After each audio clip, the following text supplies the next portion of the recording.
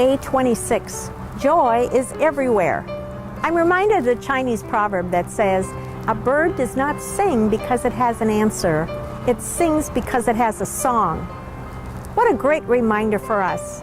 Anyone can sing when things are going well, but who can sing when you've just received devastating news? As my husband and I went for a walk around the neighborhood, we had just rounded the corner and heard the tiny tweets of the hummingbird.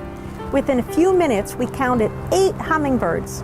We had never seen more than 2 or 3 at a time, so this was quite a surprise. It was one of those little things that bring us joy. As long as you keep singing with a heart of gratitude, you will find joy everywhere.